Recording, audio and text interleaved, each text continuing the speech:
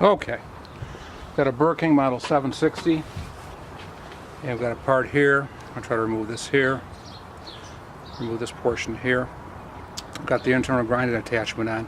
We have machines that are designed just to run this attachment by itself without all the convolution that we have for the Model 760. This is set up as a variable speed. It's a 1-inch wide belt, I believe 80 grit. So I went to this configuration. It's got one support on this side, everything open on this side, because I'm going to need access to get into it. We're going to run it slow initially. I get a feel for it. I can put that speed wherever I want to. It's going to stay. Again, this is like an 80 grit belt.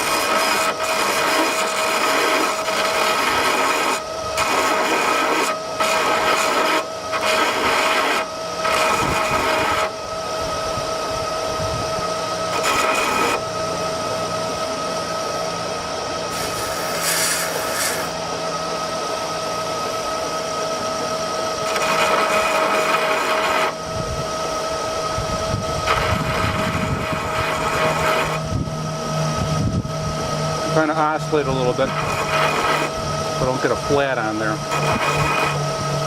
It's not too bad. You can blend it further up here, kind of get out any high areas that you might have, the faceting you might see. I got that right down to the edge there. Again, it's all up to the operator experience, how good the operator is. The more of these you do, the better off you're going to get, and the better the blending. Same thing here. You take this down.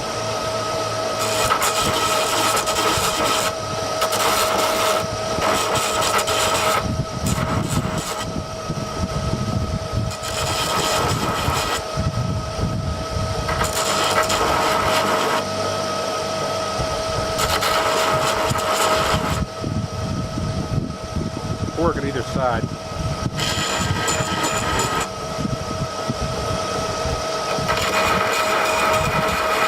You can control the tracking on the wheel right here.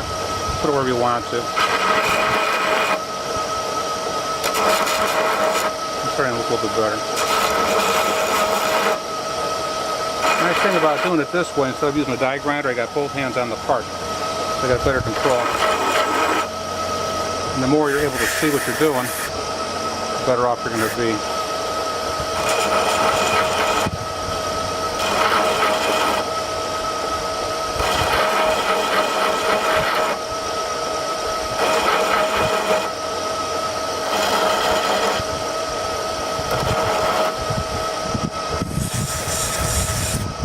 If you want to do the slack belt operation as a separate thing, you could also work it here if you wanted to as well.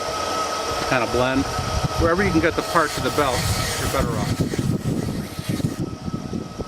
That's blended. Actually, that works pretty well. I like that. Not bad. One little spot here I got to get yet. This area here has got kind of a lot of facets to it, a lot of different geometries.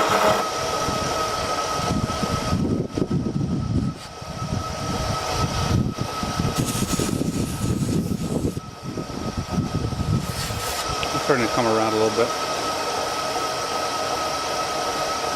And it's all going to be operator dependent as to how well it's going to look for you. And if you wanted a second machine for the slack belt grinding, you could easily do that too. Let's try another one. This was a little simpler. You only had one spot that you wanted to do here. So actually, you could probably do that almost up in the slack belt area.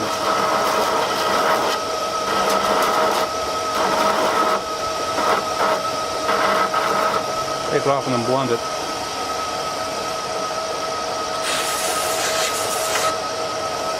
You can even blend down here if you wanted to.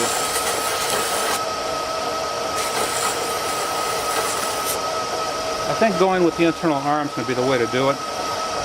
Be the most control. And I think the machine that just runs the internal arm would probably be the preferred way. Because your belts are going to last longer. I think it's going to be a better type of setup.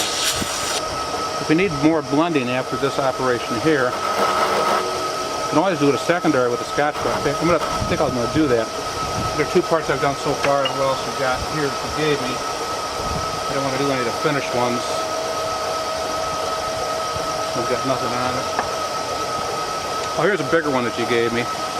You could do this on a larger machine, but we'll just do it on this one here.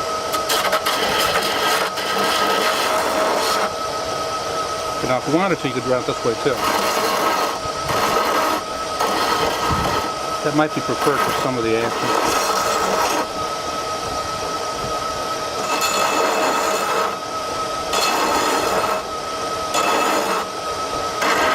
Now, I'm not limited to this 1-inch wide contact wheel. I can make larger diameters.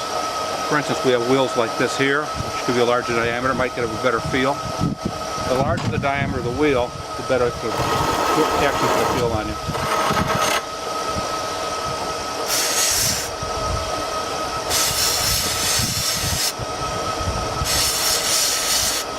And the blending after the grind, take any of the high areas out. Kind of nice.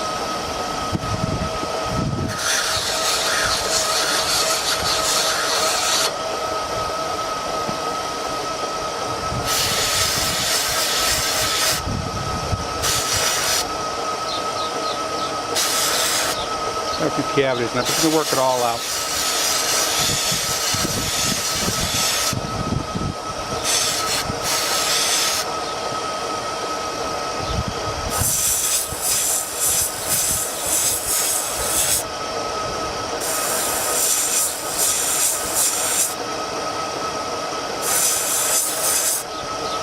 I'm going to put the Scotch-Brite belt on now and do some blending.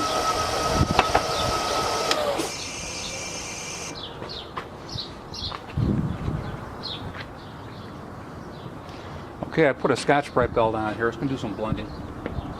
Some of these parts that I've already done. Make it a little smoother maybe.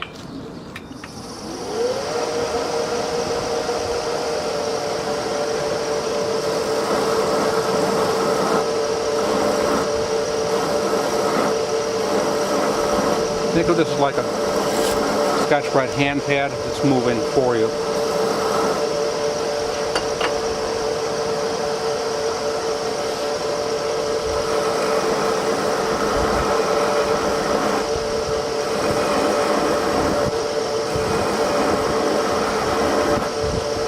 We're looking to blend.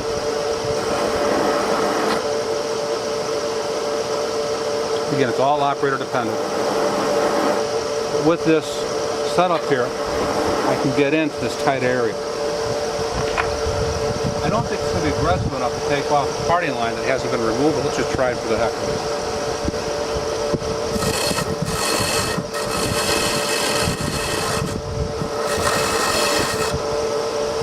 Now it's just going to smooth it over. You need an abrasive to take it off. Take it off with an abrasive first and use this step for a secondary. But I think this type of setup here is going to be important to get in to the tight areas. Sometimes guys who are really good can do it with a larger diameter wheel, but I don't want any interference with guards and such. So this would be something to consider. Thank you for taking the time to take a look at this.